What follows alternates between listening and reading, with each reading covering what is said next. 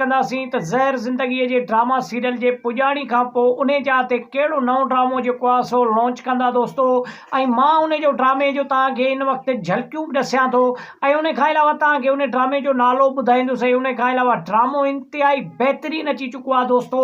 तव्हां ज़हर ज़िंदगी जेको ड्रामो आहे उन खे ई विसारे छॾींदो अगरि हिन ड्रामे खे तव्हां ॾिठो त। हिन ड्रामे जो नालो आहे मोहब्बतनि जो माॻ दोस्तो। हिन में इंतिहाई मज़ेदार जेको आहे सो एक्टर आहिनि ऐं जेको आहे सो डायरेक्टर आहिनि दोस्तो। इंतिहाई मज़ेदार ड्रामो, इंतिहाई शहर जे लिहाज़ सां जेको आहे शहरीली ड्रामो अची चुको आहे ज़हर ज़िंदगीअ जे पोयां दोस्तो। छाजे करे जो ज़हर ज़िंदगी बि इंतिहाई पॉपुलर ड्रामो हुयो, इंतिहाई भलो ड्रामो हुयो। छाजे करे जो डायरेक्टरनि इंतिहाई महिनत सां शूट कयो ऐं सिंध में उनजी पॉपुलरिटी इंतिहाई घणी हुई दोस्तो। लेकिन ज़हर ज़िंदगी जे ड्रामे जे पुॼाणी खां पोइ यकीनन जेको आहे 2024 में जेके डायरेक्टर आहिनि जेके ज़हर ज़िंदगी खे हलाए रहिया आहिनि ड्रामे सीरियल खे, उन्हनि जी इहा ई कोशिशि आहे त 2024 में नई जेको आहे सो अवाम खे, पंहिंजे सिंधी अवाम खे नओं तोहफ़ो ॾिजे ड्रामे जे सूरत में दोस्तो।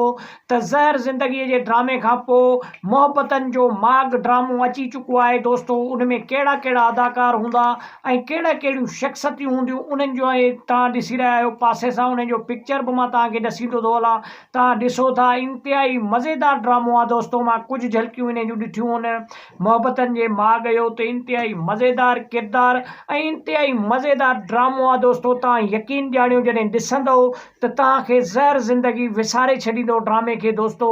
मोहब्बतनि जो माॻ अहिड़ो ड्रामो ऐं अहिड़ो मज़ेदार ड्रामो आहे दोस्तो।